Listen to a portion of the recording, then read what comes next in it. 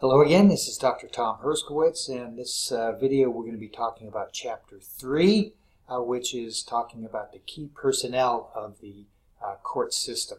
We will also be looking at Marbury v. Madison, talking about the power of judicial review, which is a major part of this chapter. Okay, judges and justices. Judges are the officials, the judges in the lower court. Justices is the name of the judges on appellate courts, which both the appellate court and the U.S. Supreme Court. They're the individuals that operate the court system. They do the day-to-day operations.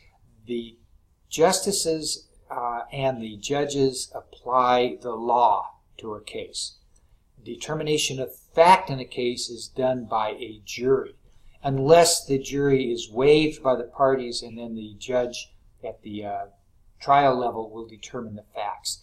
But it's important to realize that factual determination is in the area of the jury. The judges apply the law.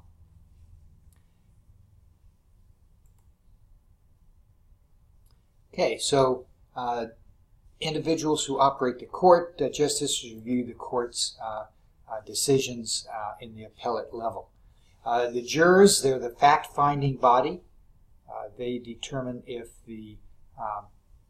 what the facts of the case are. Trial by jury is guaranteed by the Bill of Rights, and a petite jury is actually talking about the jury that you and I typically think of, and that's opposed to the grand jury, which is a different constitutional purpose of determining if there's a case to be brought to trial. So the petite jury is the typical jury in a court. It's 12 persons. In some cases, smaller juries are acceptable.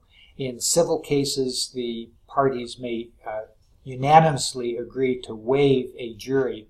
It's a little more expensive, takes longer, and have the judge try the facts. That's usually when the primary issues are ones of law rather than factual determination. Decisions must be unanimous in most states. And a reason for the jury's decision does not have to be given. It's just the decision itself. Lawyers serve as representatives and advocates in the court system. They present evidence, points of law, and arguments.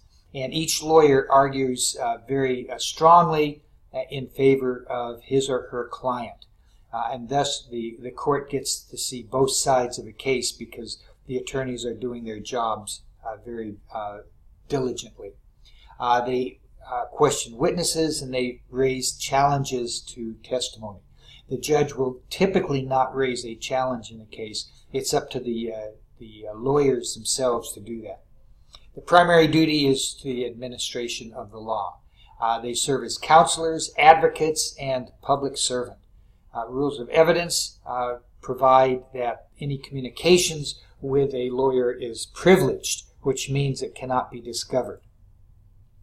That's the attorney-client privilege. It forbids a lawyer from revealing any confidential information that he or she receives as part of a case. So as long as you are being represented by a lawyer, then that is, whatever you tell them is absolutely confidential, even if you admit to facts that would be harmful to your case. They are not allowed by law and by their own standards to reveal that. The lawyers are licensed in individual states, and they must take a bar exam to practice in that state. After they're admitted to a state bar, then they can go to the federal court and very easily be applied to practice before the federal courts as well. But they actually have to make a application for that. So the organization of the trial courts, of the court system, you have the trial courts. That's where the case initially is started.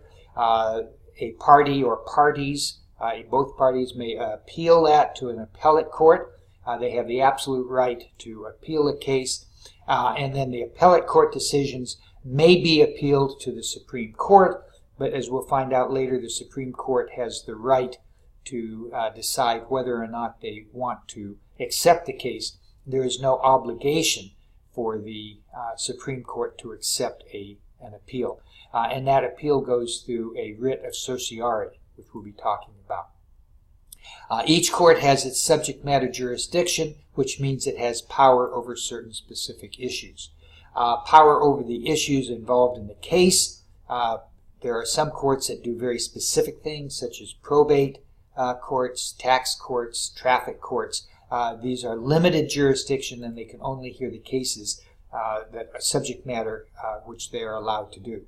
Some matters can only be heard in a state court, some matters only in the federal court, and some matters can be heard in either court. We'll be going into that in greater detail. But if the federal law does not preempt, then the state law would govern, and the federal courts will not get involved in state-only issues. Only a state court can do that. State courts have their own state constitutions, their own laws passed by their legislature, and they have their own courts of rules of procedure. Trial courts, it's the initial level of entering into a lawsuit, and that is referred to as a superior court or a circuit court or a district court in the federal system, and they're responsible for determining the facts of the law of the case. Once the facts are determined, then unless there's some gross abuse, those facts cannot be appealed. And an appellate court is applying the law to the facts that the trial court has decided. So in the appellate decisions, the facts are not to be contested. They're taken as given by the trial court. You have direct appeals to an intermediate court, and then you have, as I said, the Supreme Court with the writ of certiorari, and the Supreme Court has the election, the option to accept or deny that writ. Federal courts, Article 3 of the Constitution, which was part of the reading assignment, and that questions federal law. The U.S. is a party. State disagreements between two different states, or suits between different states with a minimum amount at risk or being challenged. You have federal questions. That's a U.S. constitutional issue. You have federal statutes, and then you have there's no limit to the dollar amount. Anybody that is raising a federal question may take that case to a federal court. Diversity is one way you can get into a federal court, and that's where both the plaintiff and the defendant are from total different jurisdictions. So they are from different states. It has to be complete diversity. You cannot have three on one side from Ohio and the defendants all being from California. That's diversity. But if one defendant is from Ohio, that breaks diversity, and it cannot go into a federal court unless it is a federal issue. Each claim must be at least $75,000 to be able to enter into the federal system, and this is to guard against state bias between parties. You have a chart of the federal court system. Take a look at that. It's on the PowerPoint as well as in the text. The district courts are the lowest courts in the federal system.